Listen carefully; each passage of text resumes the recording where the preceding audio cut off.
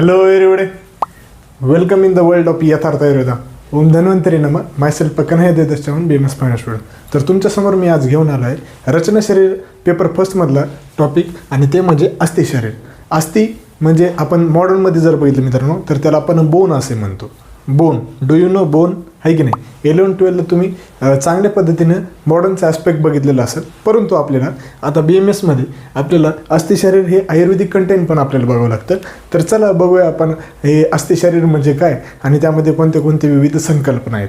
तर त्यामध्ये पहिलं जे आपलं इन्सेशनचं मस्नो पॉईंट आहे मित्रांनो, ते आहे की अस्थिची शरीरची व्याख्या सांगून डिफरंट काइंड्स ऑफ अस्थिचे प्रकार जे आहेत ते आपल्याला बघायचे. तर त्यामध्ये जर बघितलं तर अस्थि याचा अर्थ होतो शरीरामध्ये असा भाग जे की टिकून राहतो. शरीरातील असा एक भाग जे की जास्त वेळपर्यंत टिकून राहतो, त्याला आपण अस्थि असे म्हणतात. आता यालाच अस्थिचे शरीरचे पर्याय आपण जर बघितले तर त्याला किकस आणि कुल्य असे दोन पर्याय नाव सांगितलेले, तर ते लक्षात राहू द्या. MCQच्या दृष्टिकोनातून येऊ शकतात. तर अशा पद्धतीने त्यांचे पर्याय सांगितलेले. आता याच्यानंतर हे समोर जर बघितलं तर आपण आता अस्थि शरीरची व्याख्या बघूया. आता व्याख्या जर बघितली तर त्यांनी सांगितलेली की अस्यते इति अस्ति, अस्यते इति अस्ति, अस्ति एक कठिनांश देह अस्मिन, अशा पद्धतीने दुसरी एक व्याख्या त्यांनी सांगितलेली की अस्यते इति अस्ति म्हणजे काय मित्रांनो, की शरीरातील असा एक भाग जे जास्त वेळ काळापर्यंत टिकून राहतो. आता आणि असा भाग कोणता आहे तर हे अस्थि आहे मित्रांनो. आणि तेच अस्थि ही एक कठीण अंश आहे जे की शरीरामधील त्याचा लवकर नाश पावत नाहीत, आणि म्हणून त्याला आपण अस्थि असे म्हणतो. अशा पद्धतीनं हे व्याख्यातून सांगण्याचा प्रयत्न केलेले. पुढे समोर आपल्याला अष्टांग संग्रह सूत्रस्थानमधून श्लोक आलेले, तर ते श्लोक इम्पॉर्टंट आहे, पाठ करून टाका. रसाश्रुक मास मेदो अस्ति मज्जा शुक्रांनी धातव धारणात धातव. रसाश्रुक मास मेदो, जे आपले शरीरामध्ये जे धातू आहेत, धातू यांचं प्रमुख जर कार्य बघितलं मित्रांनो तर त्यांचं प्रमुख कार्य धारण करणे, शरीराचे धारण करणे. आता हेच शरीरामध्ये सप्तधातू आहेत आणि त्यामधला 5वा क्रमांक म्हणजेच अस्थि आहे, आणि तेच आपल्याला आज डिटेलमध्ये बघायचं आहे. तर अशा पद्धतीने त्यांनी या श्लोकातून सांगण्याचा प्रयत्न केलेला आहे की अस्थि हे 5वा क्रमांकाचा धातू आहे आणि जे की कठीण अंश आहे आणि ते शरीराचे धारण करतो. अशा पद्धतीने त्यांनी आपल्याला श्लोकातून सांगण्याचा प्रयत्न केलेला आहे. आता समोर बघूया आपण त्यांची उत्पत्ती कशा पद्धतीने होते. उत्पत्ती म्हणजे त्यांची कशी पद्धतीने उत्पत्ती झालेली, तर त्याच्यासाठी पण आपल्याला श्लोक सांगितलेले. चरक चिकित्सास्थान, चाची नाही वाचायचे, चरक चिकित्सास्थान 15-15 हा श्लोक आलेला आहे की ते म्हणतात की रसाद्रक्तम ततो मासन मेद ततो अस्तिश्च. रसाद्रकम जे सप्तधातू आहेत त्यांच्यामधले जे मेद धातू आहे, त्या मेद धातूपासून त्यांचे मेद धातू अग्नीद्वारे पाचन होऊन अस्थिंची उत्पत्ती झाली, असं त्यांचे या श्लोकातून सांगण्याचा उद्देश आहे. त्याच्यानंतर सुश्रुतांनी पण आपल्याला श्लोक सांगितलेले, तर ते म्हणतात की मेदस्नेह स्वेदो दृढत्वम पुष्टिमस्तानश्च. सुश्रुत सूत्रस्थान 15-7 हा श्लोक आलेला आहे. तर ते म्हणतात जे आपले मेद धातू आहेत त्यांची मेद धातू अग्नीद्वारे पाचन होते, आणि यामध्ये पाचन झाल्याच्या नंतर त्यामध्ये पृथ्वी, अग्नी आणि वायू यांचा संयोग होतो, आणि त्याच्यामुळे ते खर रूपामध्ये बदलतात, आणि त्यापासून मेद धातूपासून हे अस्थिची उत्पत्ती होते. अशा पद्धतीने त्यांनी या श्लोकातून सांगण्याचा प्रयत्न केलेला आहे. तर आय होप की तुम्हाला हे समजलेलं आहे, हो की नाही? समजलेलं असेल तर समोर जाऊया आपण. तर ते म्हणतात की समोरचं पॉईंट आहे ते म्हणजे स्वरूप. आता अस्थिचं स्वरूप कसं आहे, कशा पद्धतीने अस्थि दिसतो, तर त्याच्यासाठी पण श्लोक आहे, ते श्लोक बघूया. तर यस्माच्ची विनवेष्टु त्वंग मासेषु शरीरनाम अस्थिनीन विनश्यंती सारान्यत आणि देहिनाम. त्वचा, मांस इत्यादी जे आपली रचना आहेत त्यांचा तरी नाश होतो, परंतु या अस्थि धातूंचा नाश होत नाहीत, आणि म्हणून हे शरीराचे सार करतो, सहनन करतो, म्हणून त्याला अस्थि असे म्हणतात. अशा पद्धतीने त्यांचे स्वरूप सांगितलेले. पुन्हा बघूया की त्वचा, मांस इत्यादी सर्व रचना नष्ट झाल्यावर सुद्धा अस्थिचा नाश होत नाही, कारण ते शरीराचे काय करतो, सार आहे, आणि म्हणूनच त्याला आपल्याला स्वरूप सांगितलेले आहेत. आता समोर काही पॉईंट्स येतात आणि जे की अस्थिबद्दल सांगितलेले आहेत, आणि तेच जसंच तसंच लक्षात ठेवा, आणि ते MCQसाठी हमखास येतात, तर ते एक मार्क पण तुमचे गेले नाही पाहिजे. तर ते समोरचं जर बघितलं मित्रांनो तर त्यामध्ये येते की अस्थिची उत्पत्ती कोणत्या धातूपासून झालेली आहे. अस्थिंची उत्पत्ती आपल्याला माहिती आहे की मेद धातूपासून झालेली आहे. त्याच्यानंतर अस्थि धातूमध्ये महाभूत प्रधानता जर बघितली मित्रांनो तर अस्थि धातूमध्ये अस्थी हे पोकळ असतात आणि हे खर स्वरूपाचे असतात, म्हणून त्यामध्ये काय होतं मित्रांनो, त्यामध्ये खरता प्राप्त असते आणि कठीण असतो, म्हणून त्यामध्ये महाभूत जर बघितलं तर पृथ्वी महाभूत येतो आणि पृथ्वीचाच गुण कोणता आहे, खर आहे. तर हे लक्षात राहू द्या, पृथ्वीचा खरं गुण आहे. हे तुम्हाला पदार्थामध्ये पण मसनो आहे ते लक्षात राहू द्या, आहे की नाही. तशा पद्धतीने लक्षात ठेवा की पृथ्वी महाभूतापासून अस्थि महाभूताची प्रधानता आहे. त्याच्यानंतर नेक्स्ट पॉईंट येते अस्थि धातूमध्ये भाव कोणते आहेत. तर अस्थि धातू हे ऑब्विसली पितृज भाव आहे, कारण की हे पितृज भावापासून उत्पन्न झालेले आहेत. त्याच्यानंतर अस्थीचे रूप जर बघितले तर अस्थी कशा पद्धतीने असते, सपोज ही असती तर ही लॉंग असती, ती पोकळ असते का, मदतून असते. त्याच्यानंतर ते स्थूल असते, स्थिर असते, मूर्तिमान असते, गुरु म्हणजे जड असते. त्याच्यानंतर कठीण असते ते, आणि तशा पद्धतीने त्यांचे अस्थींचे हे रूप सांगितलेले आहेत. तर तशा पद्धतीने ते लक्षात ठेवा. आपल्याला माहिती आहे मॉडर्ननुसार, परंतु आपल्याला आयुर्वेदिकनुसार पण माहिती असेल पाहिजे. त्याच्यानंतर अस्थि धातूमध्ये सार जर बघितला तर अस्थि धातूमध्ये मज्जा हे सार येते. आता मज्जा म्हणजे हे तुम्हाला समोर मी डिटेलमध्ये सांगणार आहे कशा पद्धतीने मज्जा धातूमध्ये ते अस्थिमध्ये मज्जा असतात, तर ते आपण बघूया. त्याच्यानंतर अस्थि व स्त्रोतस मूळ जर बघितलं तर त्यामध्ये मेद आणि जगन येते. हे हमखास MCQ येते मित्रांनो, लक्षात राहू द्या. अस्थि धातू स्त्रोतस मूळ. त्याच्यानंतर अस्थीचे दोष अधिष्ठान. आता अस्थी हे लॉंग बोन्स आहेत. आता तुम्हाला माहिती आहे लॉंग बोन्स असल्यावर त्यांच्यामध्ये जागा पोकळ असणार आणि त्यामध्ये प्रामुख्याने कोण असणार, वायू. मग वायू कोणत्या महाभूतामध्ये आहेत, कोणत्या दोषामध्ये आहेत, तर ते वात दोषामध्ये असते. तर अशा पद्धतीने लक्षात ठेवा, अस्थि दोष अधिष्ठान जर बघितलं तर वात दोषाचं अधिष्ठान आहे. त्याच्यानंतर अस्थीचा उपधातू जर बघितला तर दात आहे की नाही, दात असते. दात हे काय उपधातू आहे अस्थीचं, हे पण लक्षात राहू दे. त्याच्यानंतर अस्थीचे मल जर बघितले मित्रांनो तर अस्थीचे मल हे नख, केश, लोम, रोम हे सुश्रुताने सांगितलेले, लोम हे चरकाने सांगितलेले, लक्षात राहू द्या अस्थींचे मल. त्याच्यानंतर इथपर्यंत हे ते सर्व MCQच्या दृष्टिकोनातून पॉईंट होते. इथपर्यंत समजलं का. आता इथपर्यंत समजल्यानंतर समोर आपल्याला एक पॉईंट आहे की मज्जा कशा पद्धतीने अस्थीमध्ये असतो. तर ते अशा म्हणतात की जेव्हा मेद धातू अग्नीद्वारे मेदाचे पाचन होऊन त्यामध्ये काय होते, अग्नी, वायू आणि पृथ्वी यांचा संयोग होतो. त्यामध्ये मग त्याचा बदल खरं रूपामध्ये होतो आणि खरं रूपामध्ये बदल झाल्यानंतर त्यामध्ये आकाश आणि वायू यांचा संयोग होऊन त्यामध्ये पोकळी निर्माण होते आणि ते पोकळीमध्ये हे मज्जा उत्पत्ती होते. अशा पद्धतीने ही मज्जाची त्यांनी संकल्पना सांगितलेली. तर तशा पद्धतीने या मज्जा धातूचे रक्षण करणे आणि शरीराचे धारण करणे हे अस्थीचे मेन कार्य आहे मित्रांनो. तर अशा पद्धतीने त्यांनी या श्लोकातून सांगण्याचा प्रयत्न केलेला आहे. तर हे जी तुम्ही शॉर्ट वाईज दिलेली की अस्थीमध्ये पाक होतो आणि ते पाक झाल्यानंतर वायू व आकाश यांची पोकळी निर्माण होते आणि पोकळीमध्ये मेदाचा स्नेह भरला जातो आणि त्यालाच आपण मज्जा असं म्हणतो. अशा पद्धतीने इथं मी चार्ट वाईज सांगण्याचं, ट्री डायग्राम वाईज सांगण्याचा उद्देश केलेला आहे. तर तशा पद्धतीने लक्षात ठेवा. त्याच्यानंतर आता नेक्स्ट पॉईंट आहे ते म्हणजे अस्थीचे कार्य, म्हणजे अस्थीचं मेन फंक्शन काय आहे तर ते आपण बघूया. त्याच्यासाठी आपल्याला श्लोक सांगितलेले, अस्थींनी देहधारणम मज्जन्यम पुष्टिश्च. सुश्रुत सूत्रस्थान 15:7 मधून हा श्लोक आलेले की अस्थीचा मेन कार्य जर बघितलं तर मज्जाची पुष्टी करणे आणि मज्जा धातूची पुष्टी करणे आणि शरीराचे देह धारण करणे आणि अस्थीचे हे प्रधान कार्य अशा पद्धतीने त्यांनी सांगितलेले आहेत. म्हणजे शरीराचे देह धारण करणे आणि मज्जा धातूची पुष्टी करणे हे अस्थीचे मेन कर्तव्य आहे. आता त्याच्यानंतर समोर आता जे त्वचा, मांस, शिरा, धमनी यांचे पण ते रचना विविध प्रकारच्या रचनांचा आश्रय प्राप्त करून देणे हे पण अस्थीचे कार्य आहेत.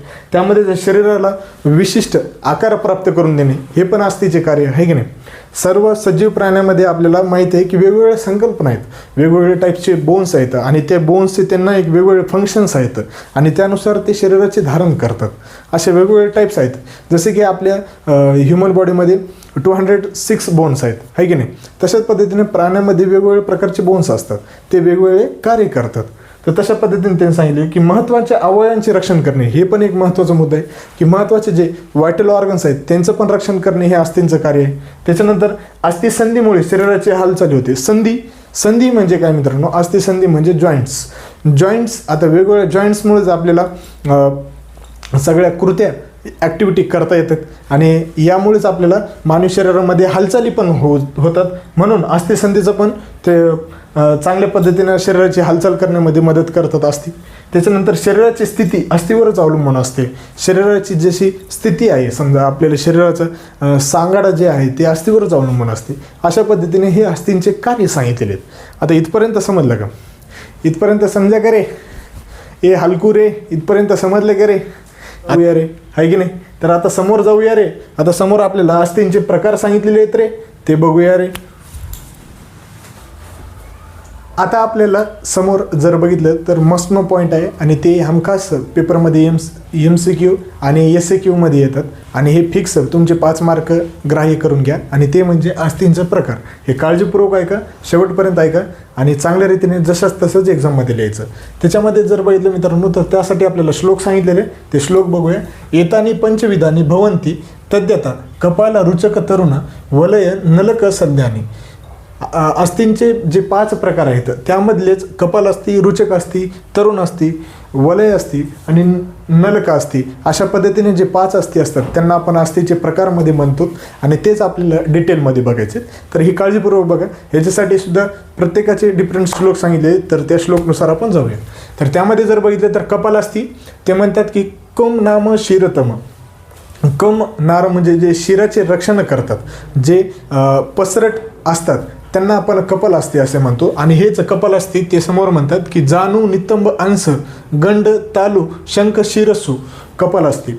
जाणू म्हणजे नी बोन्स, त्याच्यानंतर नितंब म्हणजे हिप बोन्स, अंश म्हणजे स्कॅपुला, गंड म्हणजे चिक, त्याच्यानंतर तालू म्हणजे पॅलेट, शंख म्हणजे टेम्पल, शीर म्हणजे स्कल.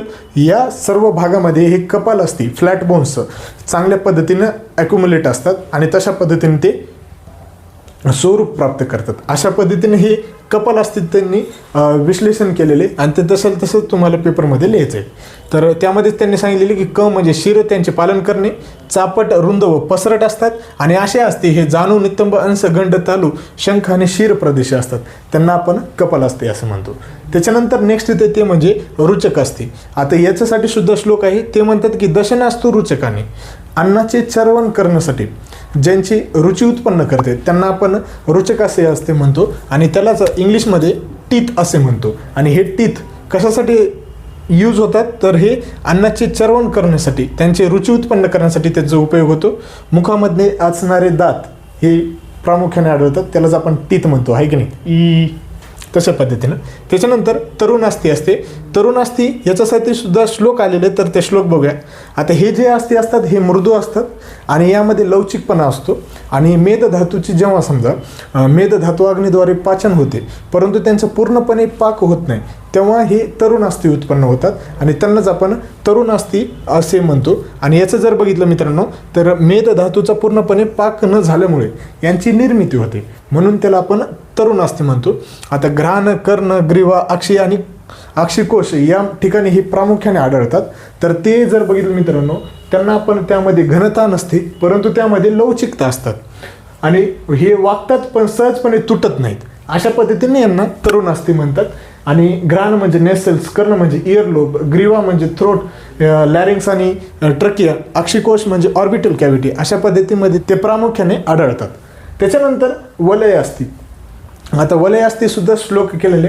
याला जर बघितलं तर पार्श्व पृष्ठसु वलय असती, शुश्रूषारिस्थानमधून केलेले पार्श्वपृष्ठसु वलय. वलय म्हणजे वर्तुळाकार किंवा अर्धवर्तुळाकार असणारी अस्थींना आपण वलय अस्थी म्हणतो. कर्व्ड बोन्स, राऊंड बोन्स किंवा रिंग बोन्स वेगवेगळ्या प्रकारचे नाव आहेत आणि हमखास पेपरमध्ये विचारतात. तर कशेरुका म्हणजे वर्टिब्रे आणि परशुका म्हणजे रिप्स हे कोणत्या पद्धतीचे एक्झाम्पल आहेत म्हणून MCQ मध्ये विचारतात, तर लक्षात राहू द्या. त्याच्यानंतर 5th येते ते म्हणजे नलक अस्थी. नलक अस्थी यालाच आपण लॉंग बोन्स असे म्हणतो. याच्यासाठी सुद्धा श्लोक आहे, शेषानी नलक संज्ञानी. इतर 4 प्रकारचे अस्थी सोडून जे 5वं अस्थी त्याला आपण नलका अस्थी म्हणतो. हे नलका अस्थी नलिकेप्रमाणे असतात आणि यामध्ये पोकळी असते. ही अस्थी नलिकेप्रमाणे लांबट असतात आणि यामध्ये आकाराचे मोठे असतात आणि यामध्ये नलिकेप्रमाणे पोकळी असल्यामुळे त्यामध्ये अस्थिमज्जांचे ते रक्षण करतात.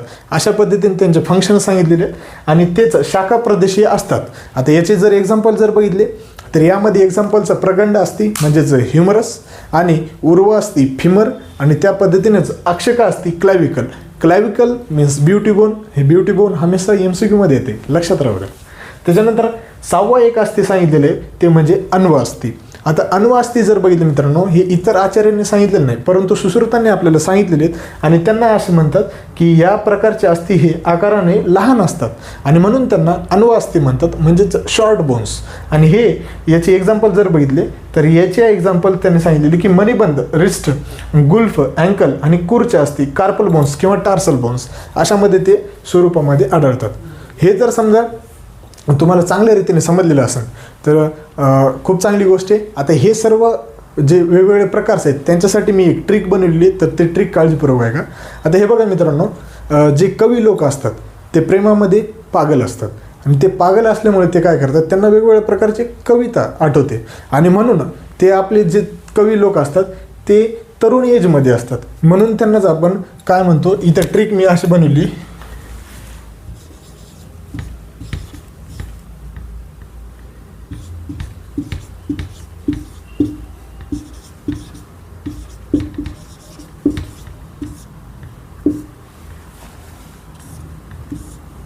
तर हे बघा, यामध्ये क पासून कपाल असती, व पासून वलय असती, त पासून तरुण असती, र पासून रुचक असती आणि न पासून नलिका असती. अशा पद्धतीने ही 5 असती लक्षात ठेवायचे आणि तेच तुमच्या SQ मध्ये फिक्स करायचे. अशा पद्धतीने हे डिफरंट काइंड्स ऑफ अस्थी आहेत. आता समोर आपल्याला अस्थींची संख्या सांगितलेली आहे, ती अस्थींची संख्या आपण बघूया. आता आपल्याला समोर एक मस्नो पॉईंट आहे, अस्थींची संख्या, ते काळजीपूर्वक बघा. आता हे MCQच्या दृष्टिकोनातून येते आणि चांगल्या रीतीने जशाच तसं लक्षात ठेवा. तर आता याच्यामध्ये जर बघितलं तर चरकानुसार 360 संख्या सांगितलेली, त्याच्यानंतर सुश्रुतानुसार 300 संख्या सांगितलेली आणि त्याच्यानंतर आधुनिक शास्त्रानुसार त्यांनी 206 सांगितलेले. हे आपल्याला माहिती आहे, परंतु आयुर्वेदाचा आस्पेक्ट जर बघितलं तर चरकानुसार 360 आणि सुश्रुतानुसार 300 सांगितलेले आहेत आणि त्यांनी हे ऐकून अस्थी संख्या त्यांनी डिवाईड केलेली आहे. आता कशा पद्धतीने त्यांनी डिवाईड केलेली आहे, जसे की शाखा, मध्य शरीर, शीर व ग्रीवा आणि टोटल संख्या किती, तशा पद्धतीने त्यांनी डिवाईड केलेले आहे. आता हे पण चार्ट लक्षात राहू द्या आणि हे चार्ट हमखास MCQ मध्ये येते. तर यांचे वेगवेगळ्या प्रकारचे त्यांनी सांगितलेले की चरकानुसार शाखामध्ये 128 असतात, मध्य शरीरामध्ये 140 असतात, शीर व ग्रीवामध्ये 92 असतात आणि हे टोटल जर बघितलं तर 360 असते. त्याच्यानंतर आपल्याला सुश्रुतानुसार जर बघितलं तर सुश्रुतामध्ये शाखामध्ये 120 असतात, मध्य शरीरामध्ये 120 असतात, शीर व ग्रीवामध्ये 60 असतात आणि ऐकून अस्थी संख्या ही 300 असते. त्याच्यानंतर लास्ट त्यांनी सांगितलेले आधुनिक शास्त्रानुसार, जे आपल्याला माहिती आहे, शाखामध्ये 120 असतात, मध्य शीर व ग्रीवामध्ये 50 असतात आणि मध्य शरीरामध्ये 50 असतात आणि शीर व ग्रीवामध्ये 36 असतात. अशा पद्धतीने टोटल जर बघितले तर 206 असतात. अशा पद्धतीने त्यांनी अस्थींची संख्या सांगितलेली. आता मी समोर तुम्हाला व्हिडिओमध्ये काही चार्ट्स दाखवणार आहेत आणि ते जशाच तसं तुम्हाला मी नोट्समध्ये लिहिलेलं आहे, त्याचं टेन्शन घेऊ नका आणि ते तशाच पद्धतीने ते MCQ मध्ये येते, तर चांगल्या रीतीने बघा. आता मी समोर व्हिडिओमध्ये दाखवेल.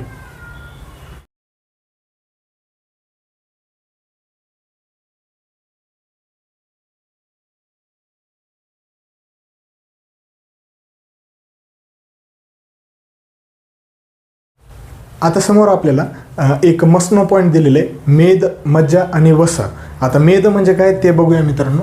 तर त्यामध्ये जर बघितलं तर मेद यासाठी श्लोक आलेला आहे. तृतीय मेदोधरा मेदो ही सर्वम भूतनामोस्त दुरस्तम अन्व अस्तिशुश्च महत्सु मज्जा भवंती. सुश्रू शरीरस्थान 4:12 हा श्लोक आलेला आहे की 7 सप्तधरा कलापैकी तिसरी कला ही मेदोधरा कला त्यांनी सांगितलेली आहे आणि यालाच आपण ॲडिपोस टिश्यू किंवा फॅट असे म्हणतो. आता ही जी कला आहे मित्रांनो, ही अन्वास्तिशुश्च महत्स मज्जा भवंती, म्हणजे त्याचे स्थान हे प्राणीमात्रांच्या अस्थींच्या खाली आणि आत म्हणजे त्वचेखाली तसेच लहान अस्थीमध्ये ते प्रामुख्याने आढळतात, म्हणून त्यांना आपण मेद असे म्हणतो. आता हे मेद जर बघितलं मित्रांनो तर हे स्किनच्या खाली आपल्याला ॲडिपोस टिश्यू किंवा फॅट हे मॉडर्ननुसार आपल्याला बघायचे. त्याच्यानंतर यामध्ये अजून सांगण्याचं काही नाही, फक्त एवढं लक्षात ठेवा की 7 कलापैकी तिसरी कला म्हणून आहे आणि हे MCQच्या दृष्टिकोनातून लक्षात ठेवा. त्याच्यानंतर समोर जर गेलो आपण तर समोर येते ते म्हणजे मज्जा. आता ह्याच्यासाठी पण श्लोक आलेले आहे आणि ते श्लोक काळजीपूर्वक बघा. आता त्याच्यामध्ये जर बघितलं तर स्थूल अस्तिषु विशेषण मज्जा त्वभ्यंतरम अस्त्रित अथरशिव सरक्तम मेद उच्चते. सुश्रू शरीरस्थानमधून आलेलं आहे की ते म्हणतात की स्थूल अस्तिषु, स्थूल अस्थींच्या आत पोकळीमध्ये जे असते त्यांना आपण मज्जा असे म्हणतो आणि या व्यतिरिक्त जे लहान अस्थी असतात त्यामध्ये सरक्त मेद असतो आणि अशा पद्धतीने जे स्थूल अस्थि असते त्यामध्ये मज्जा असते आणि जे लहान अस्थि असतात त्यामध्ये सरक्त मेद असतो. आता तेच मॉडर्नच्या कन्सेप्टमध्ये जर बघितलं तर सरक्त मेद म्हणजे रेड बोन मॅरो आणि मज्जा म्हणजे येलो बोन मॅरो, हे लक्षात राहू द्या.